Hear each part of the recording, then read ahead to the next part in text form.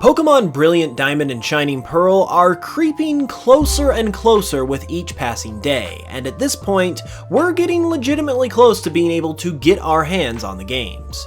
While we pass the time for this last little portion of our wait, I've decided to compile some particularly cool facts about the Sinnoh region that you should know before you dive into the remakes, because they might just make you appreciate this region a little more than you did before, and you might just learn something that you didn't know about as well. The reason we can even do this in the first place, however, is all thanks to today's wonderful sponsor, Casetify. Everyone has a phone. In fact, you're probably watching this video on your phone, and that means everyone needs a phone case, and that is what Casetify is all about. Casetify produces premium top quality phone cases for a number of different brands and models, and they do it all while helping the environment at the same time. Their Impact and Ultra Impact cases are made with 65% recycled and plant-based materials, but they still protect your phone like a tank without actually looking like one. This is because of Casetify's Chi-Tech technology that absorbs impact and disperses shock, protecting your phone from drops of up to nearly 10 feet while still maintaining a sleek look. This is so legit, in fact, that I am going to prove it to you by dropping my phone right here, right now. And look at that, like it was never even dropped in the first place.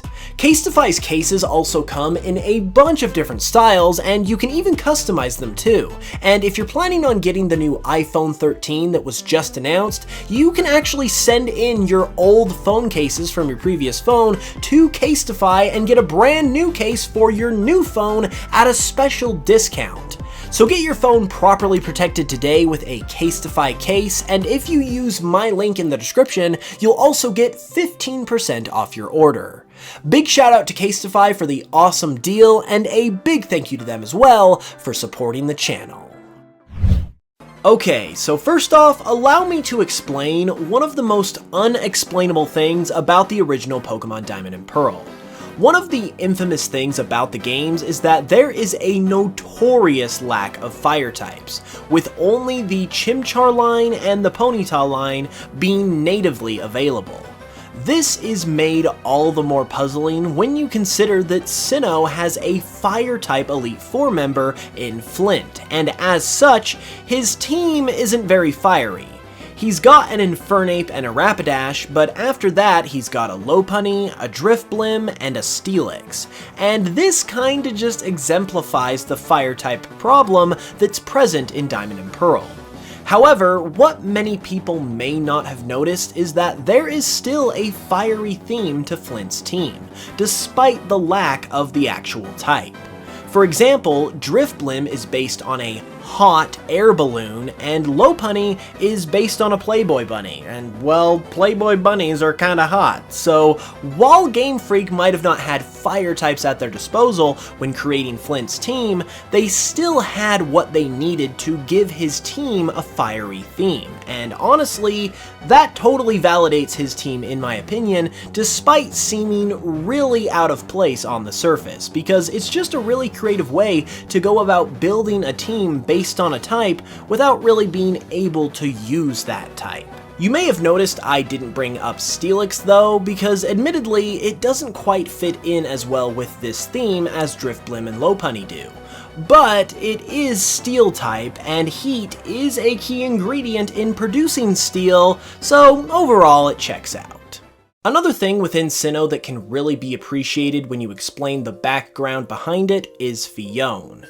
Fiona is a very unique Pokemon, being the only Pokemon that can be produced as a result of breeding a legendary or a mythical. And even more unique still is that this process produces a Pokemon other than Manaphy, who is the legendary / mythical in question, who has to be bred with Ditto in order to receive this Pokemon. But it's not even a pre-evolution of Manaphy either. It is its own separate Pokemon.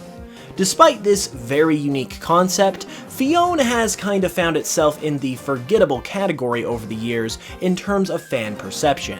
However, Fiona also has a very cool origin that cleverly explains its concept, and can hopefully help people appreciate it a little bit more.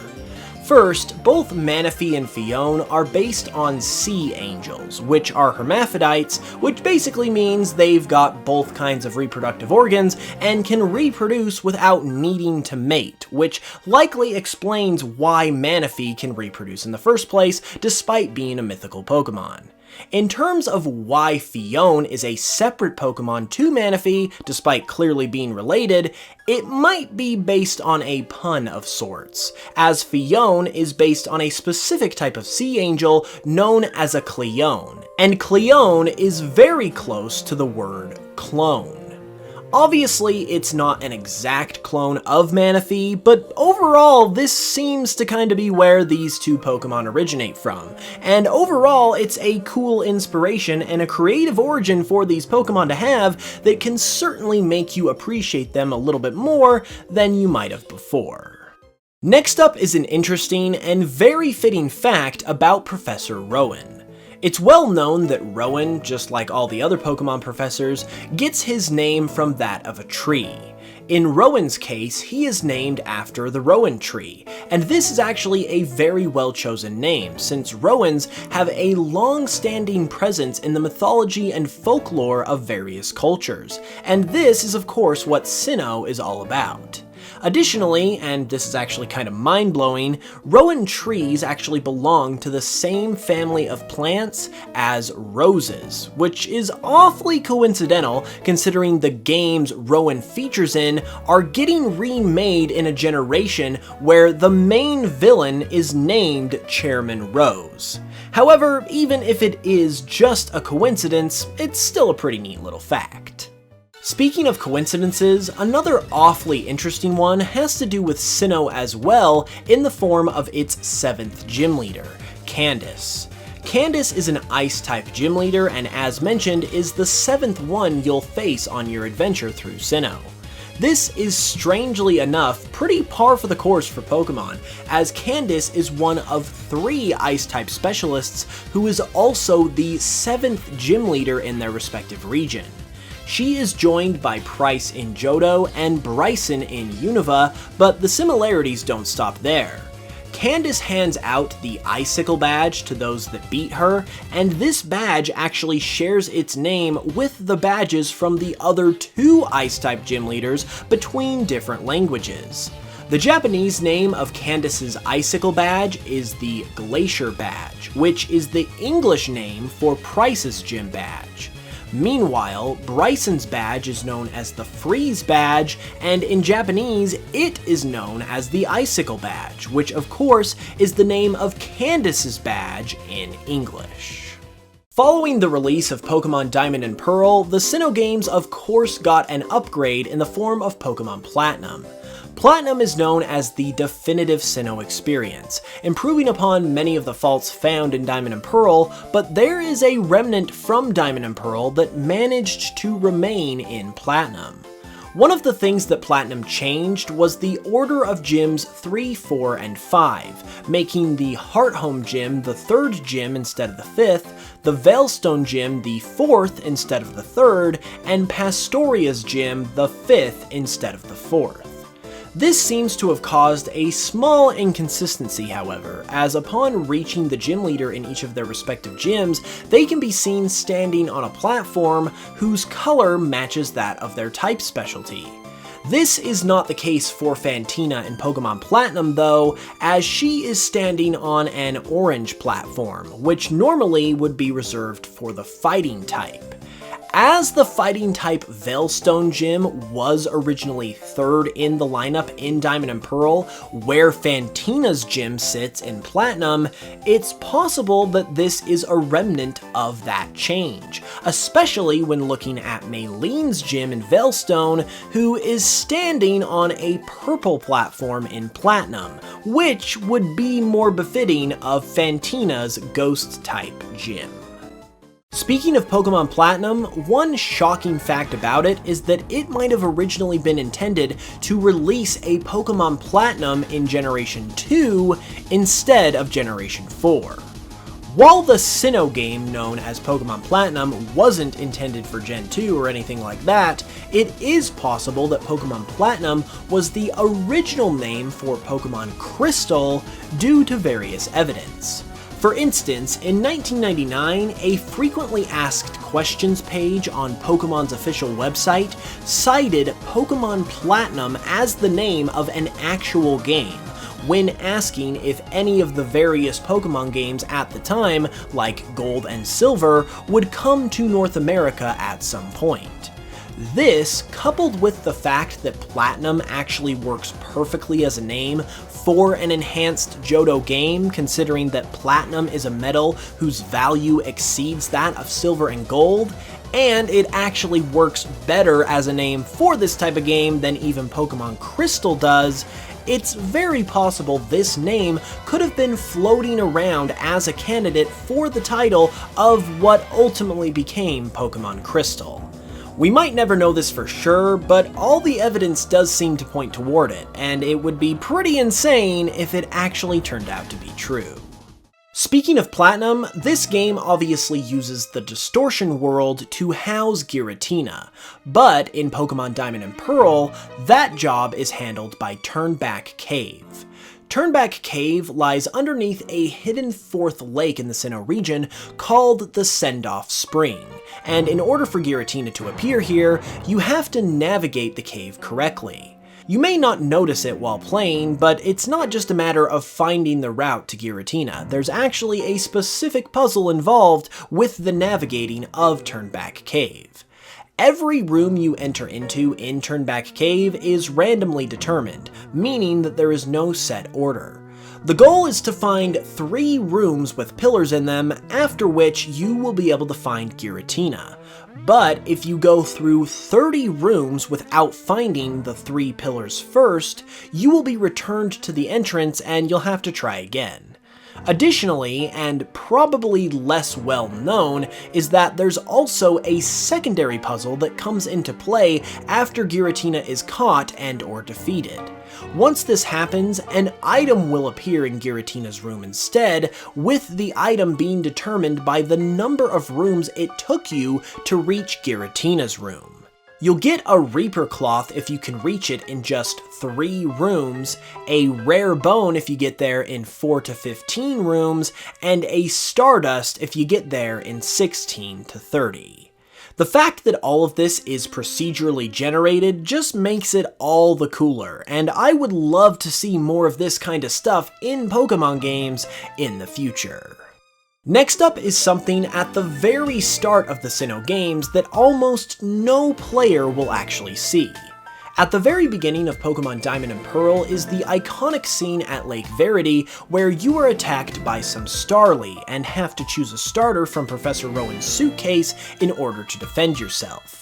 Well, if during the battle your Pokemon somehow ends up with their HP in the red zone, which you pretty much have to try to accomplish, the wild Starly will actually flee in order to prevent your Pokemon from fainting itself. However, there is still a small chance that your Pokemon could faint in this battle, and if it does, the game will proceed to freeze. Possibly due to no scenario being written into the game where this is able to happen, due to the aforementioned failsafe being put into place in order to prevent it. Here is one that is simple but pretty cool. In the original Diamond, Pearl, and Platinum, the map of the underground is designed in such a way that it has rotational symmetry, meaning that if you rotate it, it looks the exact same as it does in its base position. This might be due to the fact that the game wants to allow you to experience a similar variety of areas regardless of where you are in the region, as the areas of the underground that you can access in the post-game fight area, for example, are equivalent to the areas that you can access in the earlier parts of the game, such as Twinleaf Town. It's unknown at this point if this will be retained in Brilliant Diamond and Shining Pearl, but either way, it is a pretty cool little detail. One thing that seldom ever gets talked about in Pokémon is that some of the games actually have a small time achievement system, and this includes the Sinnoh games. This system runs through your trainer card, and the rank of your trainer card increases every time you accomplish a specific task. If you simply beat the game and get into the Hall of Fame, you'll gain a new rank, but from there it becomes much more difficult. In order to obtain the Black rank, which is the highest rank available, you'll also have to complete the National Pokédex, win a Super Contest in the Master rank, get the Platinum flag in the Underground, which can only be obtained by getting 50 flags from your friends' secret bases, and defeat 100 trainers in a row in the Battle Tower. Given that ranking up your trainer card is kind of an under-the-radar feature anyway, so you might not even know that you can rank it up at all, this is basically an impossible task to accomplish that only a very, very small percentage of players have probably ever completed. As of the upload of this video, there is roughly 2 months to go till the release of Brilliant Diamond and Shining Pearl. So trying to get a Black trainer card in the original Sinnoh games before the remakes come out would actually be a great challenge to try and do. And if anyone actually wants to attempt it, be sure to let me know. I would love to find out if anyone can actually pull this off. And there you have it. Those were some awesome facts about Sinnoh. If you enjoyed the video, be sure to leave a like and a comment, and subscribe if you're new for more Pokemon content. With that said, I will be back very soon with another video, and until then, as always, I love you all, thanks for watching, and I will smell you guys later.